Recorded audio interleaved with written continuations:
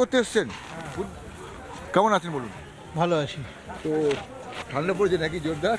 হ্যাঁ, ঠান্ডা একটু পড়েছে, আমার ঠান্ডা লেগেছিল। বাড়ি কোথায়, আসল বাড়ি কোথায়? আসল বাড়ি আমাদের ছিল ঢাকা ডিস্ট্রিক্টে। ঢাকা ডিস্ট্রিক্টের লোক? আচ্ছা। আমরা তো এখানেই। এখন তো কলকাতায় চলে এসেছেন, শুনেছেন? না, আমরা আনডিভাইডেড বেঙ্গলেই এসছি আমরা এখানে আচ্ছা আচ্ছা। অ্যাকচুয়ালি। তো ঢাকার খবর শুনছেন সব? হ্যাঁ, শুনছি। ভালো তো নয়? না, ভালো নয় নিশ্চয়ই। আমার আত্মীয় স্বজন এখনও আছে ওইখানে। আমাদের দেশে কোনোদিন অবশ্য মানে মৌলবাদীদের হয়নি। তো এখন তো শুনছি যে মানে খুবই খারাপ অবস্থা। শুধু মৌলবাদীদের নয়, যারা আওয়ামী লীগের যারা সমর্থক তাদেরও কিন্তু মারছে। হিন্দুদের শুধু নয়, তাদের ওপরে অত্যাচার হচ্ছে। তবে এটা খুবই আশঙ্কার ব্যাপার এবং দুঃখজনক ঘটনা, এবং মৌলবাদীরা জাঁকিয়ে বসেছে। এবং এর পেছনে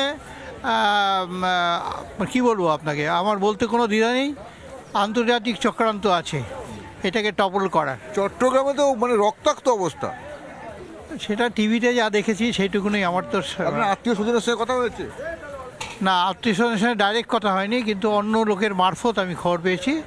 তারা সব সেফই আছে, কিন্তু মানে আমাদের অঞ্চলে কোনদিন হিন্দু মুসলমান ওখানে লোকেদের এত হিন্দু কমে গেল, রায়ট হয়নি, কিছু হয়নি, হিন্দুরা সব পালিয়ে এলো কেন এখানে? সেটা পালিয়ে আসছে না। এখান থেকেও শুনুন, দুটো দিক আছে।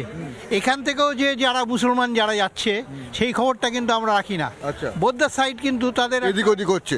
এখানে তো মুসলমানের সংখ্যা অনেক বেড়েছে। বর্ডার এলাকা আপনি দেখবেন সেখানেও কিন্তু মুসলমান কমে যাচ্ছে। বাংলাদেশে যখন আমি নিজে জানি এটা, যে এখান থেকে আমরা সেই খবরটা রাখি না।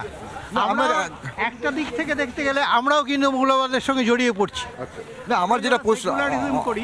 আমার যেটা প্রশ্ন, সেকুলারিজম, মৌলবাদ, ওগুলো তো অন্য বড় বড় ব্যাপার। আমরা যেটা বোঝার সেটা হচ্ছে বাংলাদেশে যখন স্বাধীনতা হচ্ছে বা স্বাধীনতার পরটায় 33% হিন্দু ছিল। এখন বাংলাদেশে 7% হিন্দু। পশ্চিমবঙ্গে কত মুসলমান ছিল, এখন কত পার্সেন্ট মুসলমান আপনারা জানেন। তাহলে যদি যেটা আপনি বলছেন সেটা তো নয়, তাহলে এখানে বাড়ছে, ওখানে এখানে একটা চাপ আছে।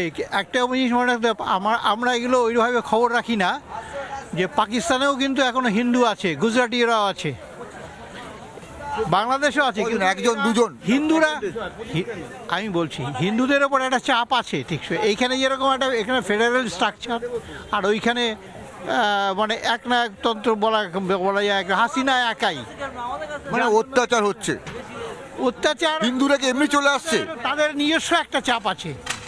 তাদের বাজার থেকে চলে যাচ্ছেন। আচ্ছা, ঠিক আছে, আমি ওনার সঙ্গে কথা বলি, তারপর আমি আরেকজনের সঙ্গে কথা বলবো। হ্যাঁ, এখানে এক একজন এক এক রকমের কথা বলছেন। হিন্দুরা চলে আসছেন, কি চাপ আছে এখানে একতন্ত্র সেটা দেখেছি। একজন দেখছি বাজার করছে লিখে লিখে। কাকু, লিখে লিখে বাজার করছেন কেন? দামটা লিখে লিখে বাজার করছেন? হ্যাঁ, বলুন। দাম কি বেড়ে গেছে নাকি খুব? না, বাড়েনি, হিসাব করতে হয়তো এতগুলো দিয়ে ও একটা হিসাব করে, আমি একটা কি হিসাব। সুন্দর হিসেব, দেখো এখানে হিসেব করে। ও, বাড়ি কোথায়? এই কালিন্দি। আসল বাড়ি কোথায়? আসল খুলনা। খুলনা? বাংলাদেশ? বাংলাদেশ ছিল, ছিল, এখন আর নেই? এখন যাই না। যেতে ভয় পান?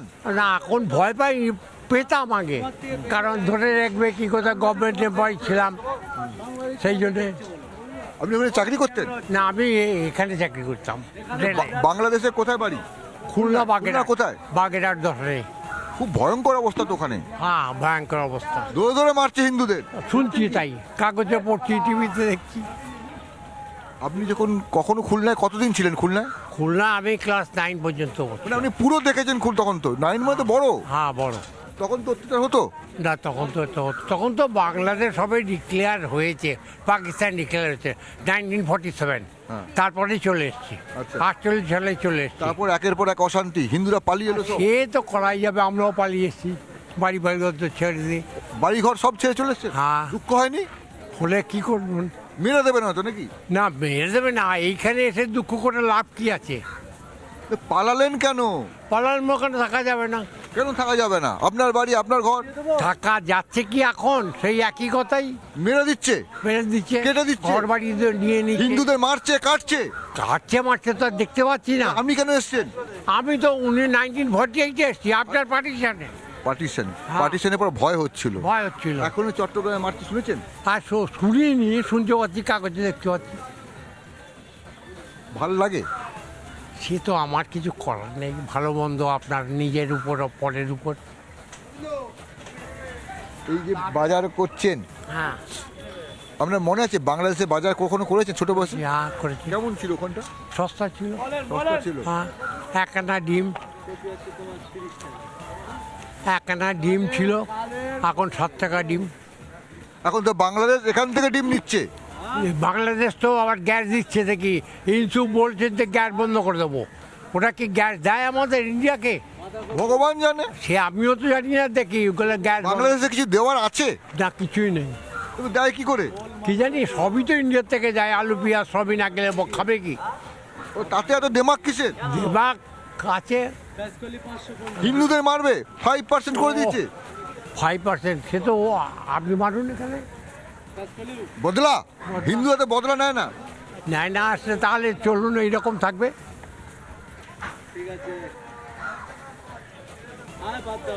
ভালো লাগছে না, না, ভালো লাগছে না, মন খারাপ হয়ে যাচ্ছে, যাচ্ছে, কিন্তু কিছু করার নেই। করার নেই। আপনি আমি কি করব? যদি নেতারা না করে আপনি আমি কি করব? আমি একা কি করবেন? এই যে কিছুদিন আগে কলকাতায় করলো, তাতে আবার পুলিশের লাঠিচার্জ। আপনার বয়স কত? আমার বয়স 93। 93? Yes. 93? আমরা 100 বছর বয়সে আসবো আপনার সে হাওয়া কেমন জানতে। হাওয়া কেমন জানতে রিপাবলিকে এখন যার সঙ্গে কথা বললাম, তার 93 বছর বয়স। এবার যখন 100 বছর বয়স ওনার হবেন, আমরা আসবো আবার, তাই তো? আসবেন, আসবেন। আসবো, জানবো বাজারের কথা। আর এই দেখো হিসেব করে বাজার, ছোট্ট হিসেব, এখানে দর দাম সব লেখা আছে। বাংলাদেশ ছিলেন, বাংলাদেশ থেকে 1 আনায় ডিম খেয়েছেন, হ্যাঁ, কেন ডিম খেয়েছি? সেই বাংলাদেশ শেষ, রক্তাক্ত হচ্ছে। হচ্ছে, চলে আসতে বাধ্য হয়েছিলেন। আমরা আরো আরো কথা বলবো আরো অনেকের সঙ্গে। Good morning. Good morning. বাড়ি কোথায়? বাড়ি কোথায়? বারে এই তো এখানেই, আবার কোথায়? আগে কোথায় ছিল? হ্যাঁ, আগে আগে আগে আমার এখানেই সব কিছু। আগে কিছু দেখিনি তো, সে শুনেছি বাংলাদেশে ছিল। বাংলাদেশ শুনেছেন? হ্যাঁ হ্যাঁ, শুনে। বাংলাদেশের কথা এখন শুনছেন? বাংলাদেশের কথা কি হচ্ছে? না, সে তো শুনছি, সে তো সবসময় শুনছি বাংলাদেশে হচ্ছে। হাওয়া ভালো নয় তো ওখানকার? না, একদমই না, একদমই ভালো না, একদমই হাওয়া ভালো না। হ্যাঁ হ্যাঁ তো ওখানে তো মানে ওখানে যেটা প্রবলেম হচ্ছে, হ্যাঁ। মানে হিন্দুদের ধরে ধরে মারছে। হ্যাঁ তো ওরা কি চাইছে যে হিন্দুরা সব চলে যাক? হ্যাঁ, ওটাই চাইছে, ওটাই চাইছে। ওরাই চাইছে যে ওরা চলে যাক। হ্যাঁ, ওরা এদেশ ছেড়ে চলে যাক, আমরা এখানে রাজত্ব করি আর কি। সব তো নিয়ে নিয়েছে। উনার সঙ্গে কথা বললাম, 93 বছর বয়স, বাড়ি ঘর সব ছিল, সব নিয়ে নিয়েছে। হ্যাঁ, সব নিয়ে নিয়েছে। এই তো আমার দাদা, উনিও দিলীপ বাবু, বুঝলেন? দিলীপ, হ্যাঁ আমিও দিলীপ। হ্যাঁ, বললেন। দুজনেই দিলীপ? হ্যাঁ হ্যাঁ হ্যাঁ, দিলীপ স্কয়ার? দিলীপ স্কয়ার। হ্যাঁ, দুজনেই তাহলে বাংলাদেশ থেকে চলে আসতে হয়েছে? হ্যাঁ, না চলে আসতে হয়েছে মানে আমরা চলে আসাটা দেখিনি, আমরা এখানেই সব কিছু, মানে এখানেই জন্মকর্ম। শুনেছি ওখানে ওই পারে ছিল, তারপরে ব্যাস এখানে এসে এখানেই লেখাপড়া, এখানেই সমস্ত কিছু কাজকর্ম, এখানেই মোটামুটি এখন। না, এখন এখন দাঁড়িয়ে গেছেন, ভারতবর্ষে দাঁড়িয়ে গেছি, সোজা হয়ে দাঁড়িয়ে আছি। হ্যাঁ, সোজা। বাংলাদেশে দাঁড়ানো যাচ্ছিল না, বেঁকে যাচ্ছিল। বাংলাদেশে বেঁকেই ছিল, বেঁকেই আছে। বেঁকেই আছে, বাংলাদেশ বেঁকেই আছে। বেঁকেই আছে। আজকে হাওয়া কেমন? আমরা হাওয়ার যখন করছিলাম, আমরা ফুলকপি, শাক, বেগুন দরদাম করিনি। আমরা মানুষে খাই জানতে চেয়েছিলাম বাংলাদেশের খবর। আমার সঙ্গে দাঁড়িয়ে ছিলেন 93 বছরের একজন মানুষ, যিনি বাংলাদেশে ক্লাস 9 অবধি ছিলেন। সব পালিয়ে আসতে বাধ্য হয়েছে, অত বড় বাড়ি, জমি, ধর সব ছেড়ে পালাতে বাধ্য হয়েছে। তার কারণটা কি? বাংলাদেশে তারা ভালো ছিল না, বাংলাদেশে ভালো থাকতে পারছিল না, পালাতে বাধ্য হয়েছিল। এখন চট্টগ্রামের খবর শুনে মন খারাপ হয়ে যায়। তাদের কাছে জানলাম, তারা বলল বাংলাদেশের হাওয়া বড় খারাপ বাংলাদেশের হাওয়া।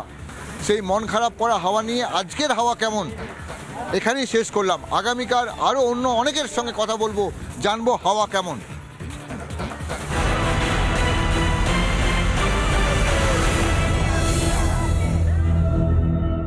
নানা ধরনের কন্টেন্ট দেখার জন্য লাইক করুন, শেয়ার করুন আমাদের ফেসবুক পেজ, সাবস্ক্রাইব করুন আমাদের ইউটিউব চ্যানেল। পাশাপাশি অন্যান্য ব্রেকিং নিউজের জন্য অবশ্যই চোখ রাখুন রিপাবলিক বাংলায়।